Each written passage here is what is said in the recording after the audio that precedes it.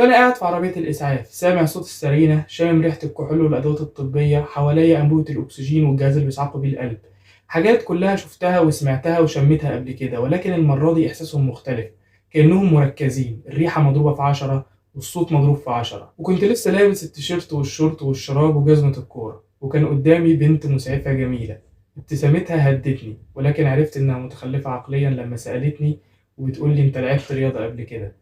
هنا عرفت واتأكدت إن البنات من أي دولة في العالم مكانهم واحد بس. الخميس 20 إبريل 2023، بتصل بأهلي على الماسنجر عشان أعيد عليهم. ألو، أيوة يا أمي، كل سنة وأنت طيبة. وأنت طيب يا حبيبي، إن شاء الله العيد الجاي نكون بنعيد مع بعض. يطلع صوت ملك أختي من الخلفية: لا مش هيعيد معانا، وغالبا هيبقى عنده امتحانات برضه السنة الجاية. هتصلي العيد فين بكرة يا أحمد؟ غالبا مش هصلي يا ملك، هصلي الفجر وأنام عشان عندي سيكشن مهم بكرة. يطلع صوت يارا أختي من الخلفية: يا ابني بطل توحد، وانتوا مش عندكم مسجد في المدينة؟ روح صلي وقابل الناس واستمتع بجو العيد. فك يا يارا، المسجد بعيد، وكده كده الطاجيكيين دول كل ما يشوفوا حد عربي يقعدوا يقولوا كل الكلام العربي اللي هم حافظينه ومستنيين مني ارد عليهم. فمش هروح، انا هنام واصحى اروح السكشن بتاعي. يوم العيد انا في المول مع اصحابي عشان عاوز اشتري كوتشي جديد. بيجي لي تليفون من حد من زمايلي في الفرقة، وبين شوية روسي وانجليزي فهمت ان هو بيقول لي: انت فين؟ احنا بنلعب في الدورة اللي احنا اشتركنا فيها ومستنيينك تيجي. يا ابني مش المدرب قال لنا ما تلعبوش النهارده عشان عندنا بكره ماتشين مهمين؟ يا عم سيبك منه، وبعدين اصلا العيال اللي احنا باللعيبه دي ما بتعرفش تلعب، وبنلعب براحتنا ومحدش بيتعب وبنجيب اجوان حلوه، فلو انت قريب تعالى بسرعه. خدت اصحابي على ملا وشهم وطلعنا من المول بسرعه عشان نلحق الماتش التاني.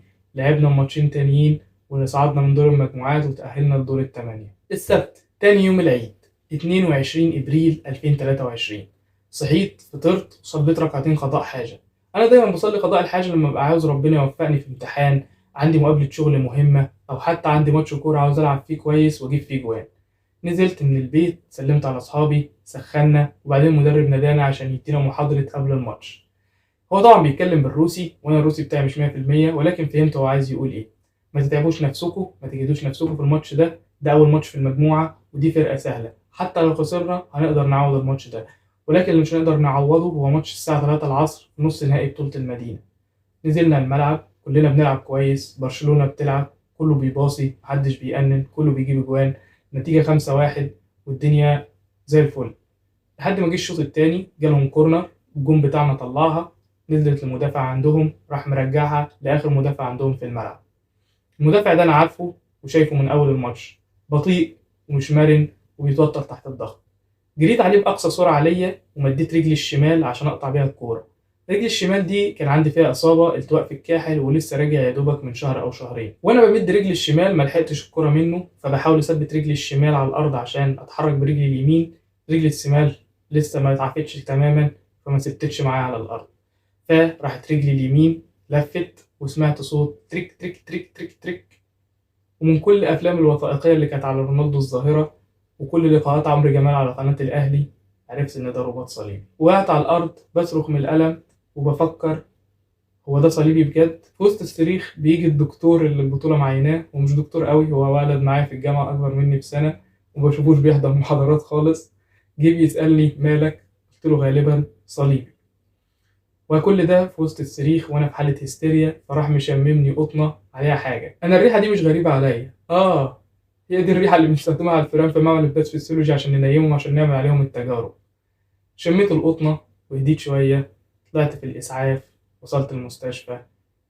الرنين المغناطيسي هو صليبي. كان لازم اروح لدكتور عشان يشوف الاشعه ويحدد لي ميعاد عمليه.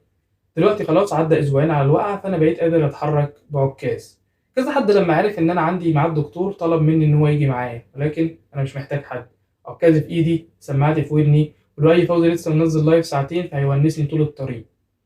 كمان كنت عارف ان انا الناس دي اغلبيتهم ما بتعاملش معاهم بصفه مستمره وانا كويس، فهتبقى باينه قوي ان انا بتاع مصلحتي لما اقول لهم تعالوا معايا عند الدكتور. خدت العربيه اللي بتودي لحد المستشفى. العربيه دي شبه الميكروباص ولكن هي مش شبه الميكروباص قوي، ولكن من الحاجات اللي هي متشابهه فيها مع الميكروباص ان في عتبه بين الميكروباص وبين الرصيف. العتبه دي بيستخدمها الناس الكبيره، الناس اللي عندها رباط صليبي. فانا نازل محطه المستشفى كان في ست كبيره بتعافر عشان تنزل، فانا تلقائي ايدي اللي كانت في العكاز سابت العكاز وراحت عشان تساعد الست اللي مش قادره تنزل. فلما ايدي اللي في العكاز سابت العكاز ما قدرتش احمل على العكاز عشان ما احملش على رجلي اليمين، فلما حملت على رجلي اليمين راحت مطرقعة تاني ورحت وقعت. الألم ما كانش يقارن بالألم بتاع أول مرة، ولكن أنا عيطت. عيطت ليه؟ أنا معرفش. ما عيطتش ساعة ما وقعت وكان الألم لا يحتمل، وما عيطتش ساعة ما اتأكدت إن عندي رباط صليبي، حتى ما عيطتش وأنا مش قادر أقوم أعمل لنفسي آكل أو أشرب أو أخش الحمام أو حتى أتوضأ أو أصلي. قعدت أسأل نفسي كتير اليوم ده أنا ليه عيطت، ولكن ما وصلتش لإجابة. رحت للدكتور وريته الإشاعة وشاف جسمي، قال لي امتحاناتك إمتى؟ قلت له كمان شهر ولا حاجة. قال لي خلاص حاول تحافظ على وزنك وتعمل شوية تمارين خفيفة كده عشان تفرد رجلك على الآخر، وانت جسمك رياضي وخفيف فاحتمالية ان العملية تنجح اكبر بكتير. كمان لو اجتهدت في التأهيل من 6 ل9 شهور وهترجع تلعب كرة تاني، بس اهم حاجة بعد العملية ب6 اسابيع ما تحطش رجلك على الارض خالص عشان نضمن نجاح العملية. خرجت من عند الدكتور وانا متفائل شوية، متفائل ان انا هرجع العب كرة تاني، متفائل ان دي هتبقى تجربة لو طلعت منها هتديني ثقة في نفسي كبيرة جدا، لان هي حاجة صعبة. انا مش لعيب كرة محترف عنده كل الناس بتساعده وما وراهوش حاجه غير ان هو يتعافى من الاصابه. لا، انا بعمل لنفسي اكل، انا بنظف بيتي، انا بذاكر، انا بغسل هدومي، انا بعمل كل حاجه لنفسي. كمان انا هأهل نفسي وهقوم من العمليه لوحدي، وده هيعلي جدا من ثقتي في نفسي. كمان صوره الانستجرام اللي هتبقى بعد العمليه هتجيب لايكات ايه. فانا هروح للمدرب هقول له على اللي حصل وهم هيحددوا لي ميعاد العمليه، زي زميلي بنجومه اللي لسه جاي له غضروف من شهرين وعملوا له العمليه وما دفعوهوش حاجه، حتى اشتروا له ثمن المسكنات واحنا مرجعينه من المستشفى. المدرب بتاعنا ميشا كان جايب له لبن عشان يتغذى بيه بعد العمليه. كلمت المدرب وقلت له على اللي حصل، قال لي خلاص يومين 3 وهكلمك على الواتساب واقول لك ايه اللي حصل. بعد يومين 3 كلمني وقال لي تعالى لي المكتب. رحت له المكتب، وميشا هو قصير، اقصر مني بشويه حلوين، ولكن هو الشخص القصير الوحيد اللي قابلته في حياتي اللي لما تشوفه ما تستقلش بيه عشان هو قصير. عنده كاريزما كده وطاقة غريبة بيخليك تحترمه. كمان هو أحرف لعيب كورة أنا شفته بعيني، لعيب قوي، حاجة شبه ميسي العشوائيات كده، من غير مبالغة هو فعلا بيعدي زي ميسي. المهم قعدنا وقال لي العملية دي ما بتتعملش في ريزان المدينة اللي أنا عايش فيها، ولكن بتتعمل في موسكو. قلت مش مشكلة، هو عنده عربية وإن شاء الله هيستجدع معايا ويوديني زي ما وداني أعمل الرنين المغناطيسي. حتى لو ما عملش ممكن آخد عربية مخصوص ولا حاجة وأنا راجع، مش مشكلة، 2000 3000 جنيه مش هي دي اللي هتعجز معايا. لحد ما الجملة اللي بعدها خبطتني. قال لي العملية ب200,000 روبل وهو ما يعادل 100,000 جنيه مصري، والجامعة مش هتقدر تعملها لك. قلت له طب والتأمين؟ قال لي التأمين بيعمل العمليات الطارئة، زايدة انفجرت، حد جاي من حادثة، ولكن ما بيعملوش العمليات اللي بتبقى بلاند أو العمليات اللي انت بتبقى مخطط ليها.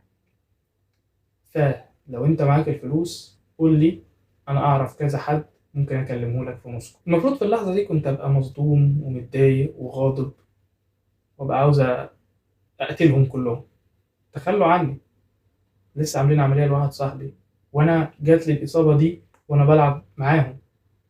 حتى لو هم مش هيعملوا لي فانا دافع فلوس قد كده في التأمين. ولكن اللي حسيت بيه كان راحة، واستغربت جدا من الإحساس ده. لحد ما روحت قعدت أفكر مع نفسي يومين 3، وصلت إن أنا عيطت وارتحت لنفس السبب. عيطت عشان أنا عندي 23 سنة وما عنديش حد أخده معايا للدكتور. عشت في مكان 4 سنين وما عنديش حد أتعكز عليه 6 أسابيع. هو كان باختياري، ولكن لما توصل للمرحلة دي مش هتفرق كانت باختيارك ولا لأ. الوحدة الشديدة دي أنا اللي مصممها لنفسي، وكأني بصمم سجن. السجن ده أنا اللي بنيه. في الأول مفتاحه كان معايا لأني دمي خفيف إلى حد ما وبعرف أتكلم قدام الناس وعندي معلومات عن حاجات كتير فأقدر أتكلم في أي موضوع مع أي حد. ولكن شوية بشوية المفتاح ده كان بيبعد عني من قلة التدريب من الكلام مع الناس مبقتش أعرف أتكلم مع الناس، بقيت لوحدي، وبقيت مش لاقي حد أتعكز عليه 6 أسابيع ولا حد يجي معايا الدكتور. فربنا يخلي لي أمي وأبويا ويارا وملك، اللي مهما عملت ومهما رميت مفاتيح وهم معهم مفاتيح لسجني، وهيخشوا لي دايما وهيودوني في أي حتة وهيستحملوا التوحد بتاعي.